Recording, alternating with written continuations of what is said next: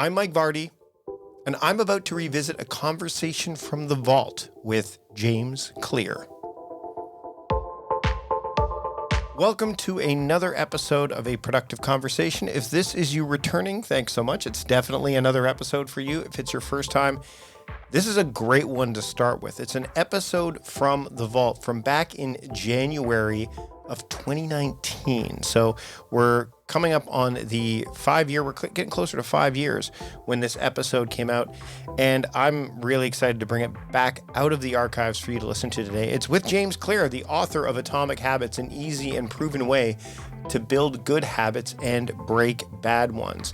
We dive into a wide range of topics such as putting the book together, how alarm clocks have failed me, or maybe I failed them, turning off the internet router at 10 p.m. to keeping the beer at the back of the fridge, CrossFit, so much more. Journaling comes up, what James does for journaling. There's a lot of great stuff in this conversation. So let's get started with it. Here's my conversation with James Clear. Enjoy. I'd like to welcome James Clear to the Productivityist podcast. Thanks for joining me, James. Yeah, absolutely. Thanks for having me on. So you are the author of Atomic Habits, an easy and proven way to build good habits and break bad ones. And this book, like we were just talking about before we started, it is a deep read. And for me, like I'm going through it, it's not something that you can sit and read in one fell swoop. It's almost like you have to read it at an atomic pace to a certain extent. This has been the kind of a long journey for you to get to this book. And can you kind of touch on why, because there are other habit books out there. I mean, Charles Duhigg's got The Power of Habit. I mean, habits they're kind of like they're trendy right now, habits, rituals, all that stuff, especially when you're talking about things like living with intention. What was the impetus behind you saying, I've got all this work online. I want to write a book about it. I want to dig deep into it. Like, what was the cause and what was the journey like for you as you put this thing together? Well, the journey involved a lot of suffering. We can get to that later. But I think there are two main lenses to look at this book through. So the first is anytime you sit down to write a book, like for me, I spent 3 years writing about habits. Then I signed the book deal. Then I spent 3 years researching and writing the book itself. So it was a big commitment. And so if I'm going to spend that much time on something, if I'm going to be spending my career, my life on something, I want the topic to be important enough that it feels like it's worth the effort. And there are not many topics in life that I feel like pass that threshold, but habits are one of them. And partially that's because we all have habits. We're all building them anyway. And so the question is like, well, if you're going to be doing this every day, is there a way to design it in your favor rather than to just kind of have them happen to you? And the more that I studied them and thought about them and started experimenting with things on my own site and writing and in my own life, the more I felt like, yeah, it is possible to design these with a little bit more intention and clarity. And then the second thing is, you're right. There are a lot of habit books that have been written and quite a few good ones that are out there. But if you look at a lot of the 3-star reviews for those books or some of the common critiques for them, they'll say things like, really well written, great storytelling, or very interesting science, but I'm still left wondering, how do I apply this? Or, like I wish there were better action steps or something like that. And so I wrote Atomic Habits to be the definitive book on how to build a good habit and break a bad one. It covers a lot of science. It talks about how they work and, how habits are formed in the brain and why they're important. But the biggest thing that it is meant to be is a practical manual for applying that in your actual life and for making changes actually happen. So my hope is that if you want to understand what a habit is and how it works, the book will give you that backbone. But really, it's written for people who are ready to build a good habit or break a bad one. If you want to make a change, I feel like this is the actionable guide for doing that. I was going to say there's a lot of this is very actionable because there's a lot of theory and but not a lot of, hey, here's what you do.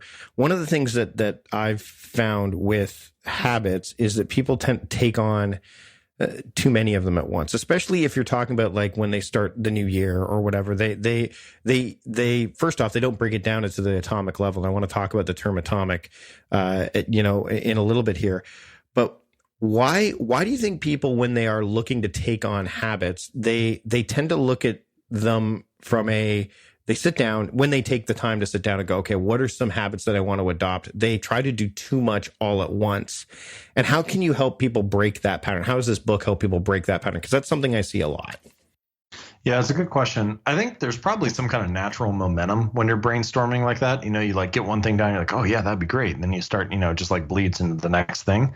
And there's this is something that's true for habits and behaviors in general, which is when you think about the outcomes you want in life, or when you think about the habits you want to build, you're not really envisioning those for your current self. You're envisioning them for your future self. And we all want better lives for our future selves. We all want to worry less about money and to be in better shape and to have better relationships and to be happy.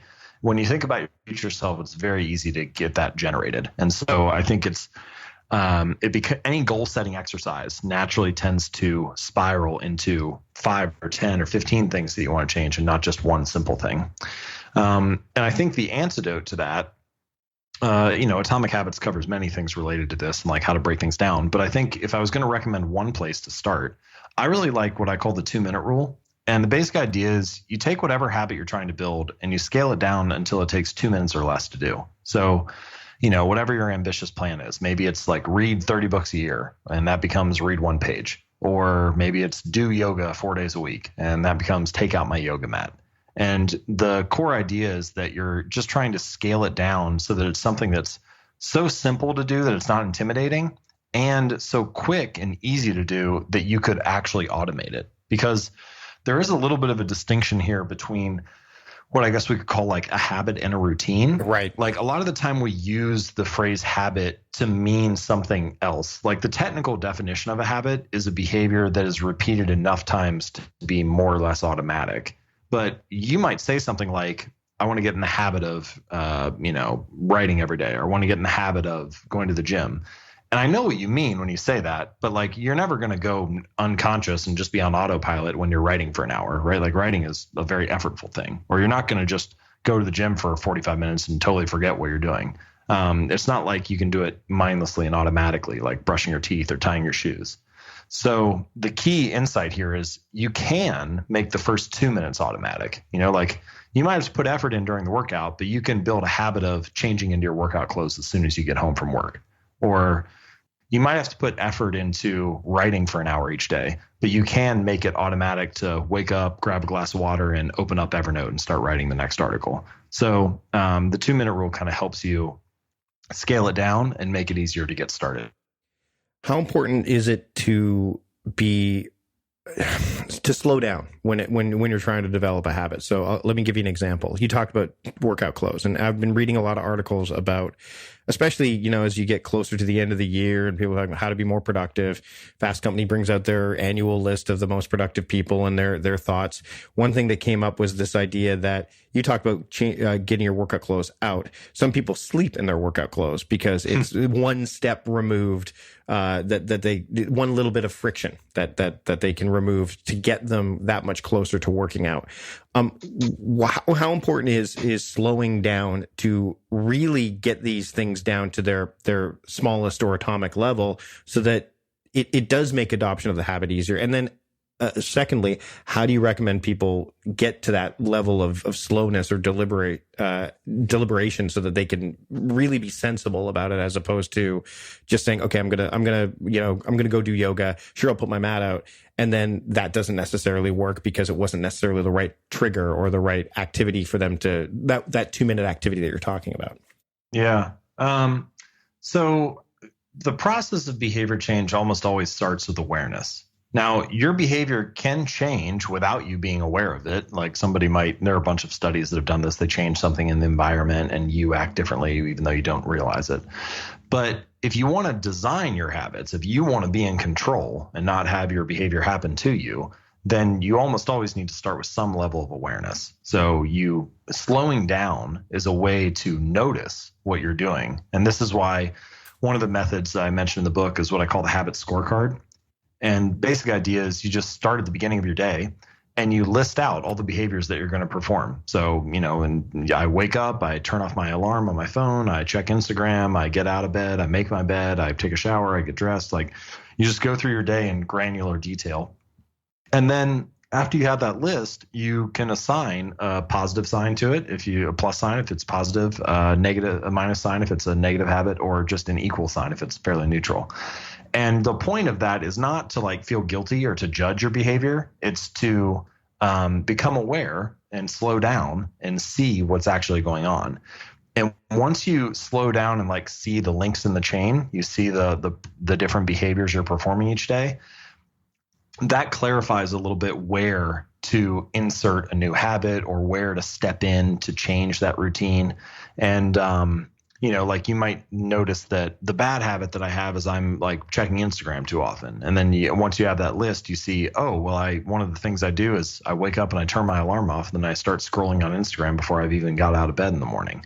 And once you realize that, once you're aware of it, once you've slowed down enough to see it, then you could take your phone and say, all right, I'm going to buy an actual alarm clock on Amazon for $10, and I'm going to put my phone and charge it in another room each day. And so that changes it. Or maybe you have like a bathroom attached to your bedroom, and you just charge your phone in the bathroom on the counter rather than next to the bed. And so when the alarm goes off, you got to get out of bed, go turn it off. And then by the time you're in the bathroom anyway, you're like, oh, I'll just get in the shower. And maybe that's enough to change your Instagram habit. But the point is that you only start to see those different levers, those different change points when you've slowed down enough to pay attention to what you're actually doing. One of the things that you talk about, the alarm, I'm notoriously bad at waking up in the morning. I'm a night owl, and I'm totally fine with that. But one of the things we actually got an alarm clock a few years ago, the one that drove off your table, and you actually had to chase it to turn it off. I think it's called Clocky, if I remember correctly. I think you can still buy it. But what eventually happened is eventually I just ignored it. Like it was like it had no longer worked. What do you do when these kind of triggers or even these habits, once they become so automatic or even a routine? I know you touch on this in the book too, but they either they don't activate you in the same way. How do you recommend that people kind of reconcile that so that they don't lose momentum or that they don't fall back into kind of that old habit that they were trying to get rid of, or they adopt a brand new bad habit that is definitely not going to get them to where they want to go? Yeah, that's a good question. So I think that this is why, and I mentioned this in the book. So, I talk about an atomic habit, a small change, a little 1% improvement. And then I say in the conclusion of the book, the holy grail of habit change is not a single 1% improvement. It's like 1,000 of them, all layered kind of on top of each other and working toward the same goal. And I think that what you're referencing here is a good example of why it's important to have multiple things working for you. So let's take like a real world scenario. So let's say that you're trying to build the habit of like a good power down routine and getting in bed at, say 10 p.m. each night so you can wake up early. And you might do something like set an alarm on your phone at 10 p.m. each night. And when the alarm goes off, it has a little message that says like, time to go to bed, like brush your teeth, get ready, that type of thing. And maybe the first few nights it actually works and it gets you to do it. But then at some point, maybe you're like watching a Netflix show or browsing YouTube or whatever, and your alarm goes off and you just see it and you just like turn it off and kill the alarm. And then, like you keep on watching and then you're up till like midnight that night. And so it starts to lose its efficiency and effectiveness. And I think something that you could do in this case, and this is an example of what I'm mentioning, this idea of many small things organized toward the same goal, is rather than only having the alarm and trusting that cue to like spark the habit, you make a variety of 1% changes, all organized toward the goal of getting better sleep or getting in bed each night. So this could be things like you can test different types of mattresses and figure out the one that leads to the best night's sleep for you. You can buy blackout curtains so that your room is dark and you tend to sleep well at night. If you're in a noisy environment, you can get earplugs or earmuffs or something like that so that it can be quiet. You can buy, there's a device called the Chili Pad that you can put on your mattress that basically keeps your bed at the ideal temperature to sleep so you don't get too hot or too cold while you're in bed. And then you can have your little alarm on your phone to remind you, hey, it's 10 p.m., time to go to sleep. But you can also do some other stuff. Like one of my favorites is you can buy an outlet timer, which is it's a little device. It's kind of like an adapter or a surge protector. And you plug it into the outlet, and then you plug your electronics into that that outlet timer, and you can set the timer to kill the power from that outlet at a particular time. So one of my friends, he bought one and he plugged his internet router into it and then set it to kill the power at 10 p.m. each night. So it gets to 10, can't watch Netflix, can't browse the web, it's time to go to bed. And things like that. I love little solutions like that where it's, I just named 5 or 6 things, but imagine you have all 5 of those working for you.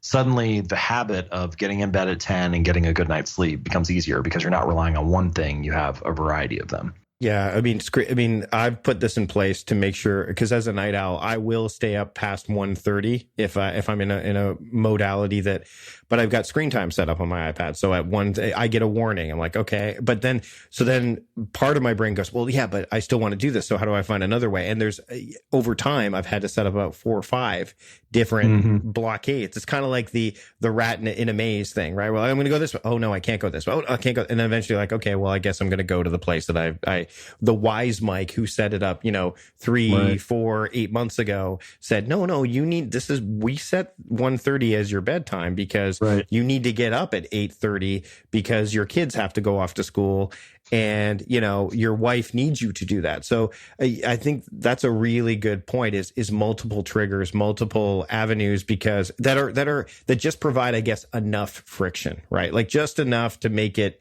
either terribly inconvenient or just an aggravant to aggravate you enough to go, okay, you know what? That's right. I should go to bed now. Right. Yeah, I think that's right. I want to talk about timing and this idea that, because not all bad habits are necessarily bad habits. I would say they just aren't necessarily accomplished at the right time, or either when you're at your best or based on your schedule or whatever that's been, that's either dictated to you or that you've put in place. Checking email, Instagram would be a good example of that. How do you determine, how do you set that up so that, the bad habit that is done, that isn't a bad habit on its face, but is placed in a poor time? How do you kind of reconcile that? Because I think that's an issue that a lot of people come across, because they have to check email, they have to do this, but they're not placing it at the best or more optimal time of day or day of week or whatever to work on it. Oh man, yeah. Questions like this is a good question because it's a really hard situation when you have what I guess you would call, you're not looking to eliminate a behavior, you're looking to curtail it or like keep it in its place. And doing something a lot is hard, but you could like organize your day around it and you can get that done. Doing something not at all is sometimes challenging, but it's easier. Both of those I think are easier than doing something just the right amount of time. So there are some solutions. So sometimes it's software related, like you could use a tool like Freedom or something like that, which I'm sure you're familiar with. Yep. To like create a time block. And so basically, like here, I'll give you some personal examples for me. So one example is there's a moment each morning that kind of determines how the rest of my morning is going to go, where I sit down at my desk and either I open up Evernote and I start working on the next article, or I go to ESPN and I check the latest sports news. And what happens in the next hour is really determined by what happens in like the first 45 seconds that I sit down at the screen. Like if I can manage to curtail that, it's not that checking ESPN is totally bad. I like following sports, but it's just not the right time for it. And so having something like Freedom to block ESPN from say like 9 to 5, and then let me browse it in the evening when it is the right time, that's way more helpful for me than like just trying to rely on myself to like, oh, just don't check it now, which is challenging. And then you've got other, software solutions like Facebook Newsfeed Eradicator, which allows you to log in and use Facebook, but it blocks the entire news feed, so you don't see all these articles that you'll click on and lose 20 minutes at a time or something like that. Or distraction-free YouTube, which is a Chrome extension you can install that allows you to watch a YouTube video, but blocks all of the recommended videos in the sidebar, so that you are less likely to fall into this YouTube spiral and so on. And then occasionally it requires even more than that. So like I realized as I was working on Atomic Habits, I got about a year in and I was like, okay, I'm going to need more time here. Like something's going to have to change if I'm going to get this thing done. And so I realized I was spending too much time on social media. And I had my assistant every Monday. She would log me out of Facebook, Instagram, and Twitter and reset all the passwords. And then I would work all week. And then on Friday, she would give me the passwords. And I could log in and check it over the weekend. And then on Monday, we would do it all over again. And that's like a very forced way of like keeping yourself in this middle ground where you get it only some of the time, but not all the time. But that was what I needed to do for that particular season to get through that. And so solutions like that can help, but that idea of like, okay, I want to do something, but just not that much, it can be challenging. Another one is alcohol consumption. So I found that if I have beer in the fridge, especially if it's in like the door or the front of the like fridge where I can see it as soon as I open it up, I'll grab one every night just because it's there. But if I tuck it all the way in the back underneath the shelf so I can't see it when I open the door, sometimes it'll sit there for weeks without me even realizing it. And so environment design can help a little bit for some of those things. It's not going to like curb a true addiction, but if you can make your bad habits less visible, then often you will only do them when you actually consciously think of them and not do them just because it's visible and you can see it and it's just a response to the environment. Right. You talked about seasonal. You talked about seasons there, and I think that's an interesting thing to wander down for a little bit. Is that not all habits or activities are consistently done year round, right? So, this idea of seasonal work and seasonal habits, is that something that you dive into at all in the book? I mean, I want to make sure that people who are listening go, yeah, I need to do this, but not every day. It needs to be something that I check sporadically every once in a while, like per season, or better still, certain things change with the seasons. For example, where I live right now, and this is a deterrent for me for sure. I'd love to go out and do some running. But in the Pacific Northwest from November until May, if you don't get hit by rain, then it's an anomaly because it's raining literally. Basically you're taking vitamin D from November 1st until the end of April because the sun doesn't come out in the cloud. I mean, I'm looking outside right now and it's raining and it's one of the last things you want to do. So can you touch on a little bit about, the need to either alter things during different seasons or different periods of time, like you just talked about? Yeah, so I first started thinking about this with respect to larger seasons in like life. And I think this is I asked myself this question a lot recently. It feels like an important question to me, which is what season am I in right now? Right. So for example, like I'm young, I don't have kids yet. And so the season that I'm in is very career focused and very focused on like personal health. And so there are some things like the amount of work that I put into the book, for example, that makes sense during the season. But when I have kids, like that's going to signal a different season. And so my habits are going to have to change, like there'll be more family related habits and less career related ones, for example. Now, it is also true that you do still need to make choices. Like, for example, I would love to learn to play a musical instrument, but it's not the right season for that right now. Yeah, I don't have kids. I have time to do it. But every hour that I would put into learning the guitar or something is an hour that I don't get to put into writing or building finishing the book or building my business and so on. And so it just isn't the right season for that.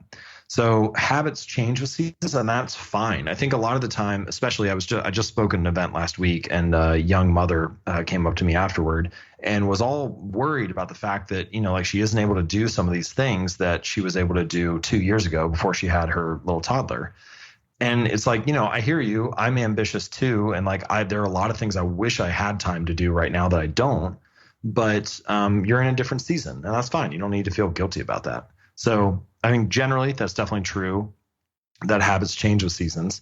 And then more specifically to your question was like, well, what about the actual seasons? What about like during a year? Like there are some things that you don't have to do all the time or don't feel attractive all the time.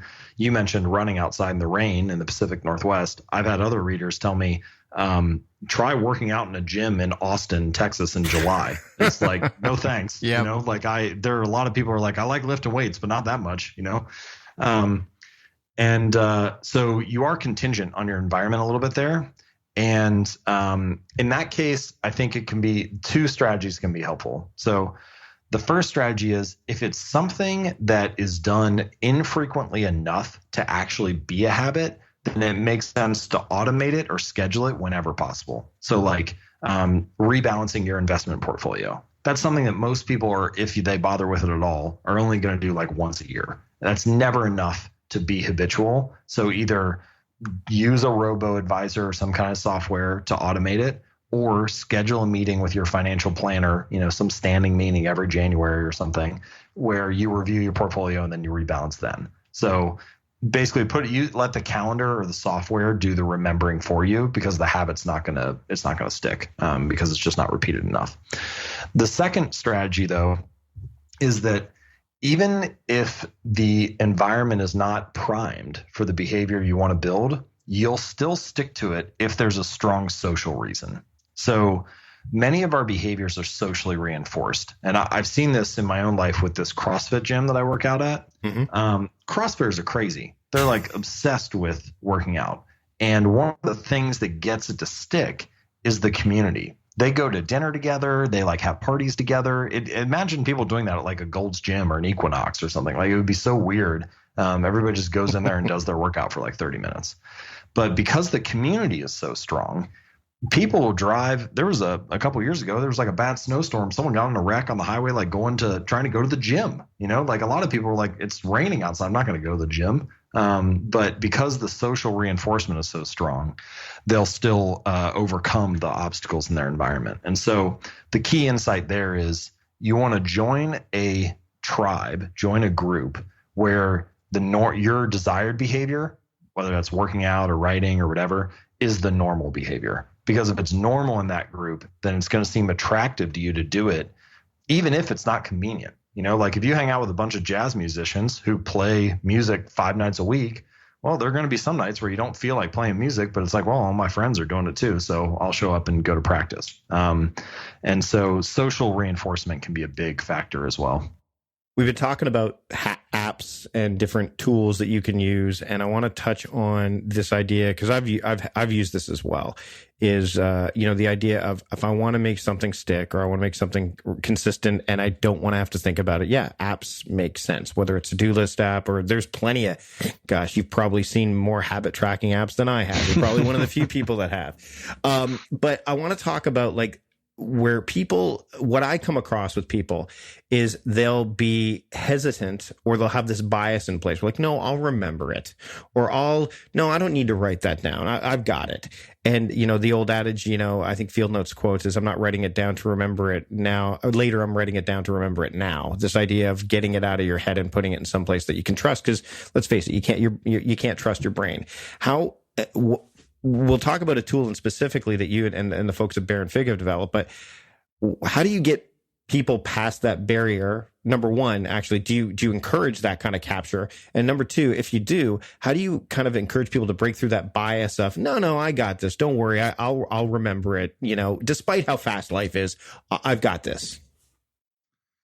Well, so I do encourage that, I guess, in the sense, especially that I do that myself. So I feel like that's probably the best testament to it. One caveat is I think it's really important to have one central holding ground for stuff. So like whenever I have an idea, everything goes into the same column in Trello. So like it doesn't matter what it's related to. Maybe it's a to-do task. Maybe it's an idea for an article. Maybe it's an email I need to follow up on. Maybe it's just a note to myself. But it all goes into the same column and then it gets sorted. And so I think that's important in the moment because I don't want to have to be thinking about where do I file this. I just want to be able to catalog the idea. Yeah, it's not about sorting and organizing. It's just about getting it out of there. Yes, it's just about getting it out of my head and getting it down. Yeah. So I think that has helped me a lot, having one place to put stuff, and then I can sort afterward. So that's the first piece. For people who resist that, I mean, I guess you could just ask yourself the question, like, how well is that working? Because if it's working well and you're happy with the results, then I guess there's no reason to change. But if the story of telling yourself, I just need to try harder, I'll remember it this time it's different. If that's not working, then clearly you need to change something in your system. And I think that if you look particularly at habits, for whatever reason, the standard narrative is, oh, if I just had more willpower, I'd be able to do that. Or if I just tried harder, maybe if I really wanted it, then I would stick with it. and we act like it's an effort issue and not a design issue. And I think it's often a design issue, whether that's the design of the environment, the structure of the social norms and the group of people that you're around, the design of the habit itself, like what you're asking yourself to do and when you're asking yourself to do it. And all of those are like very different decisions than you just need to try harder, or you need to have more willpower and motivation. And so I think that if this time it's different, or this time I'll remember isn't working out, then it's time to start looking at some of those other strategies. Well, and I think the other thing that you mentioned earlier, it's right in the title of the book, atomic. Like people are writing down like work on book, right? So the effort shows up because like, well, that's going to take too long or that's too big. What does and I remember actually having a conversation with people when the book was coming out, and we're like, Atomic Habits.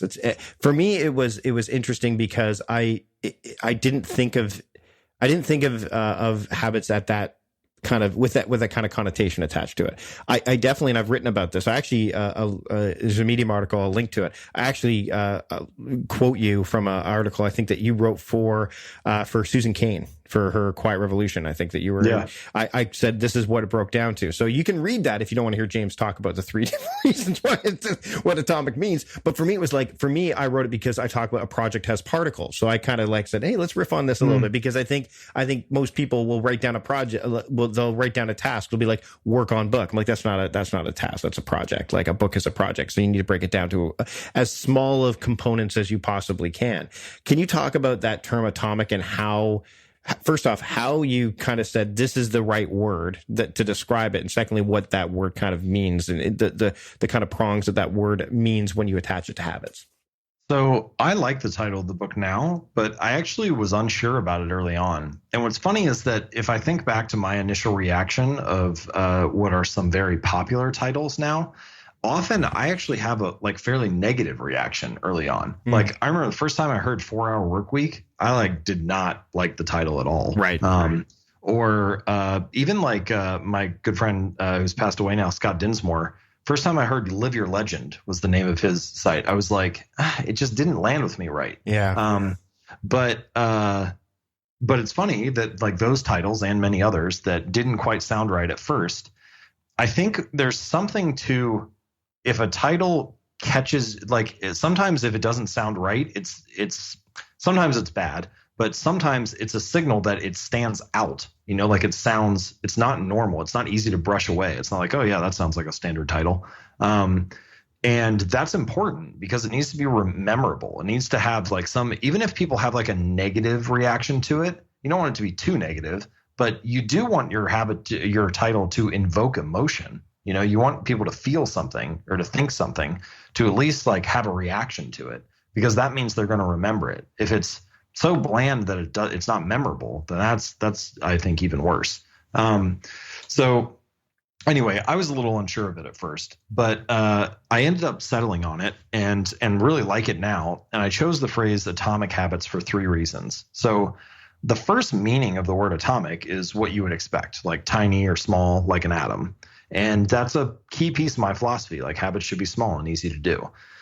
The second meaning, and the one that's often overlooked, is an atom or atomic also means the fundamental unit in a larger system. So atoms built into molecules, molecules built into compounds, and so on. Kind of like how you said, what are the particles of your project? Tasks built into projects. Right.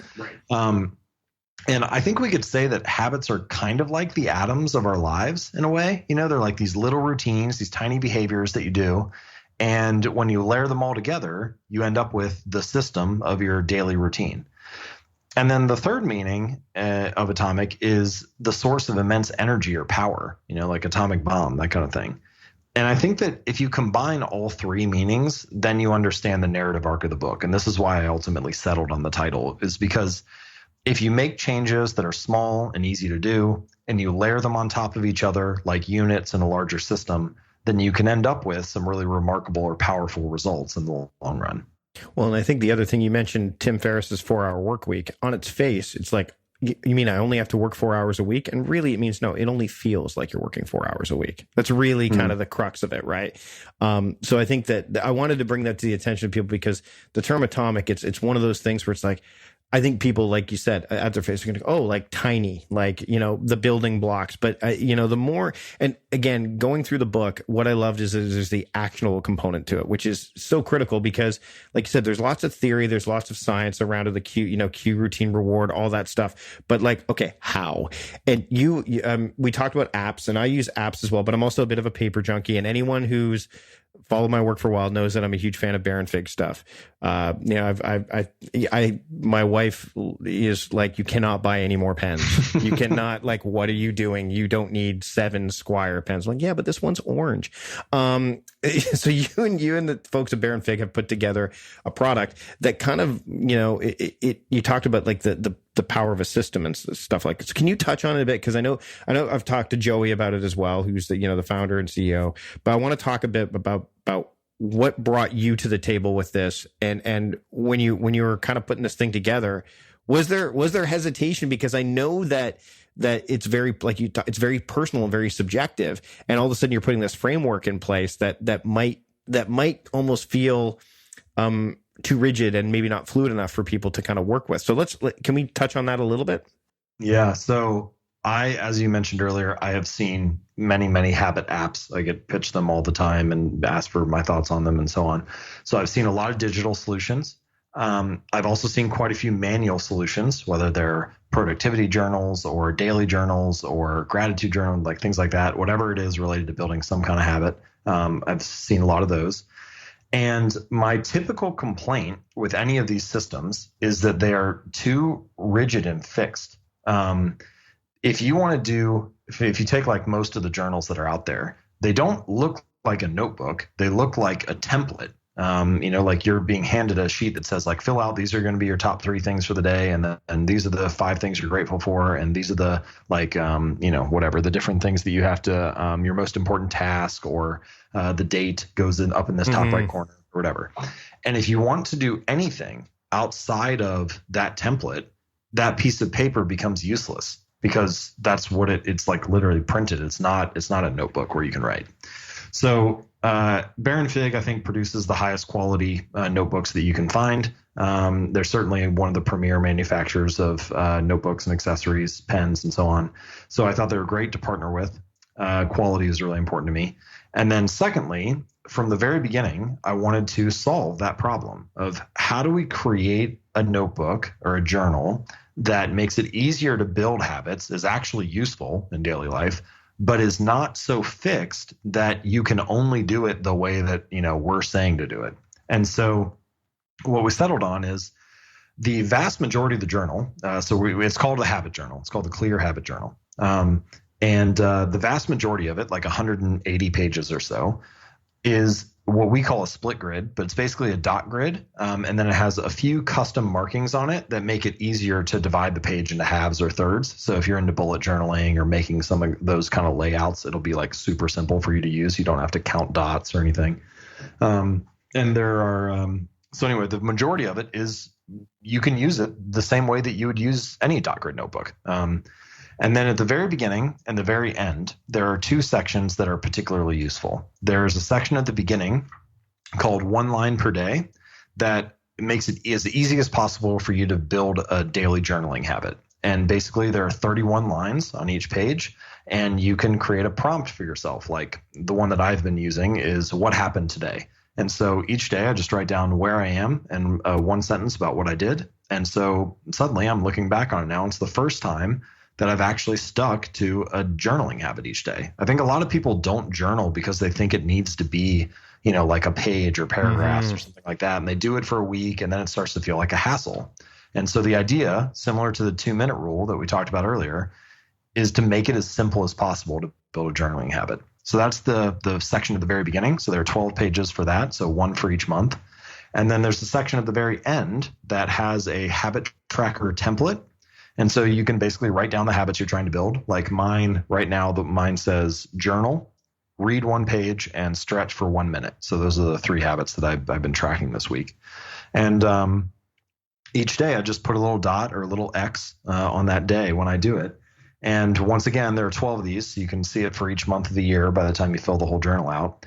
And these pages are also perforated. So if you'd like, you can just tear out your tracker and set it, on your desk at work or your refrigerator in the kitchen or wherever. And so basically what we've done is create like a dot grid journal that's on steroids, a dot grid journal specifically designed to make it as easy as possible to build good habits and break bad ones. And there are a bunch of little, adjustments on here that I think are improvements to the traditional Baronfig notebooks. Like there are page numbers on every page. There are 2 bookmarks rather than 1. There's a piece of an elastic band, so it'll keep the notebook shut. A little folio pocket in the back, so you can put a ruler or something in there. I'm really proud of it. I think it's going to be a great product, and I'm super excited to share it with everybody. I'll be sure to put a link in the show notes for people to pick one up. I've got one. As we're recording this, they're still not out yet, but you've got yours now. You said you've got the actual working model, and you've been using it. The journaling thing is really, really key, because I think like you said, a lot of people feel that, what's the template, or I don't have time for it. But like you said, it's very atomic, for lack of, or because of that term. I think it makes sense. Right. I mean, the journal's designed around the principles that are in Atomic Habits, right? It's like it's using some of those ideas to make habits easier and more satisfying and more likely to stick. Well, James, you and I could talk for a lot longer about this. There's so much in this book. Atomic Habits, you got to pick up the book. I'll have a link to it in the show notes. You can pick it up at Amazon and where all other books are sold. You can also get it as part of the pack with Baronfig, so you can get the book and so you get everything in one fell swoop, which is also a great way to go about it. James, where can people keep up with your work? Because you're not done. You're still writing. You're still doing. That's where you kind of started, and you're still going strong. Yeah, so if you'd like to check out more of my stuff, you can just go to jamesclear.com. If you click on articles, I have them organized by topic, and so you can just kind of poke around and see what interests you. And then if you'd like to see Atomic Habits or the Habit Journal, you can just click on books or go to atomichabits.com. Perfect. James, thanks for joining me today on the Productivityist podcast. Thank you.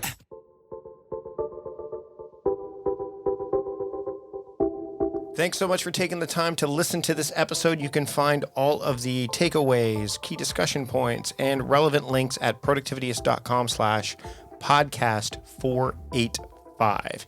And I'm, again, really excited that you're listening to this episode. Again, if you're new, subscribing to the show is the best way to make sure you don't miss a single episode, including other ones from the vault, such as with David Allen and Gretchen Rubin and Chris Bailey and so many more. Plus, you won't miss a single episode of what's to come. It's just the simplest, fastest, most durable way to keep up with the podcast. So again, hit subscribe on Apple Podcasts, Spotify, wherever you are listening to this episode.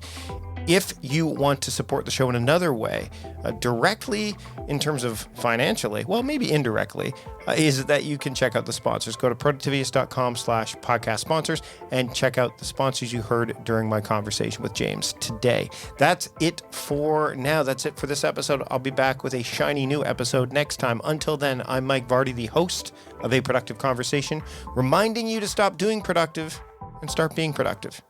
See you later.